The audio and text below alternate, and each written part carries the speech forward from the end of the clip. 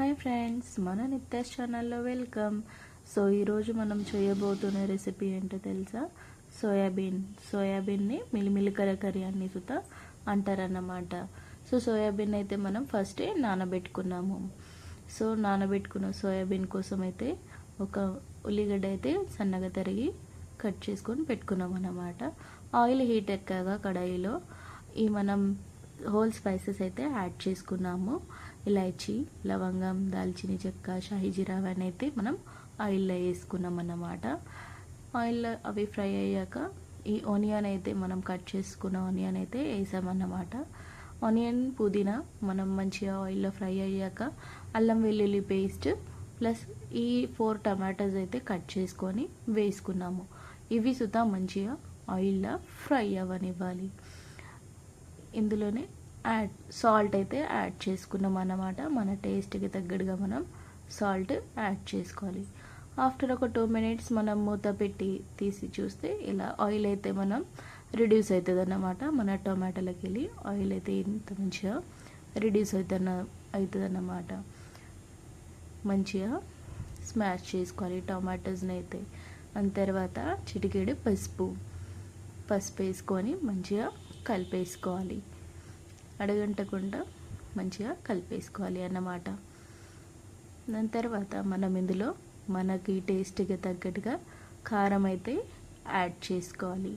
మా ఇంట్లో అయితే కొంచెం స్పైసీగా ఇష్టపడతారు కాబట్టి వాళ్ళ టేస్ట్కి తగ్గట్టుగానే నేనైతే ఇందులో స్పైస్ అయితే యాడ్ చేశాను.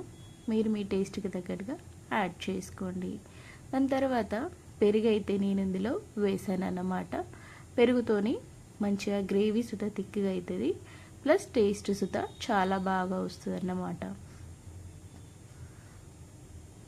పెరుగుతోని ఇందులో టేస్ట్ సుత మంచిగా వస్తుంది.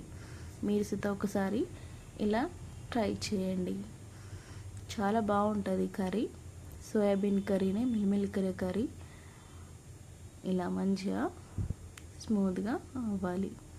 దాని తర్వాత మనం నానబెట్టుకున్న సోయాబీన్ అయితే ఇలా వాటర్ అన్నీ తీసేసుకొని ఇందులో యాడ్ చేసుకోవాలి. వాటర్ కంప్లీట్గా పిండినాకనే ఇందులో యాడ్ చేసుకోవాలి అన్నమాట. ఈ మసాలాలు మంచిగా సోయాబీన్కి పట్టేలా కలిపేసుకోవాలి. చూడండి ఎంత బాగా అనిపిస్తుందో టెక్స్చర్. మసాలా మంచిగా సోయాబీన్ని పట్టేసుకునేలాగా కలిపేసుకొని మూత అయితే పెట్టేసుకోవాలి అన్నమాట. ఉప్పు, కారం, పసుపు మనం కర్రీ దగ్గరగా వేసుకుంటేనే టేస్ట్ అనేది చాలా బాగా కుదురుతుంది. టెక్స్చర్ కానీ కలర్ కానీ ఎంత బాగా కనిపిస్తుంది. మనం ఈ సోయాబీన్ కర్రీని as it is chicken curry లాగానే వండుకోవచ్చు. సేమ్ టేస్ట్ సుతా అలాగే వస్తుంది. ఆఫ్టర్ ఒక 2 minutes తర్వాత చూడండి మన కర్రీ అయితే ఎలా ఉందో ఇలా కనిపిస్తుంది అన్నమాట. మంచిగా కలిపేసుకొని అడగంటకుండా కలిపేసుకొని ఇందులో మనం ఈ కన్సిస్టెన్సీలోనే వాటర్ అనేది అయితే యాడ్ చేసుకోవాలి అన్నమాట. గ్యాస్ అయితే స్లో ఫ్లేమ్లోనే పెట్టుకోవాలి. ఎక్కువ ఫాస్ట్గా పెట్టేస్తే మాడే ఛాన్సెస్ ఉంటాయి. మన ఇంట్లో పర్సన్స్ ఉన్నంత మనం వాటర్ అయితే యాడ్ చేసుకోవాలి. మనకు ఎంత గ్రేవీ కావాలో అంత వాటర్ అయితే పోసేసుకొని ఇందులో యాడ్ చేసుకోవాలి. ఎక్కువ పర్సన్స్ ఉంటే, ఇంట్లో ఎక్కువ మెంబర్స్ ఉంటే ఇంకా కొంచెం వాటర్ యాడ్ చేసుకొని ఇందులో కొబ్బరి పొడి యాడ్ చేసుకోవచ్చు. గ్రేవీ అనేది పల్చగా ఉండదు, తిక్కగానే ఉంటుంది. మేమైతే 2 persons కోసం ఇదైతే వండుతున్నాను నేను.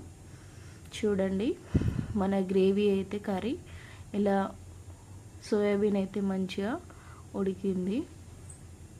ఇలా ఉడుకుతుంటే గ్రేవీ అనేది అయితే దగ్గరికి వచ్చేస్తుందని అన్నమాట.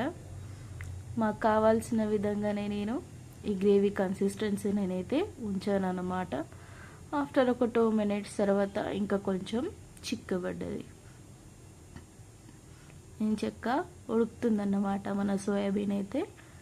ఈ సోయాబీన్ కర్రీ మీరు ఇలా ఒకసారి ట్రై చేసి చూడండి. As it is chicken curry లాగానే మీకు టేస్ట్ అనేది అయితే వస్తుందన్నమాట. చూడండి ఏం చెక్క ఉడికిపోయింది. గ్రేవీ సుతా మనకు థిక్ కన్సిస్టెన్సీలోనే వచ్చేస్తుంది అన్నమాట.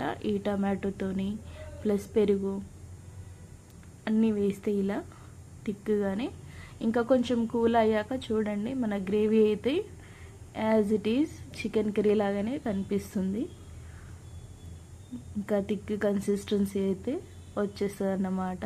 గ్యాస్ ఆఫ్ చేశాక ఇలా మన గ్రేవీ అయితే మంచిగా టేస్టీగా అయితే అయిపోయిందన్నమాట. మీరు సుతా ఈ రెసిపీని ఒకసారి ట్రై చేయండి. మీకు నా వీడియోస్ ఎలా అనిపిస్తున్నాయో కామెంట్ చేయండి. మీకు నా రెసిపీస్ నచ్చుతున్నాయో లేదో కామెంట్ చేయండి. Like, share, subscribe friends.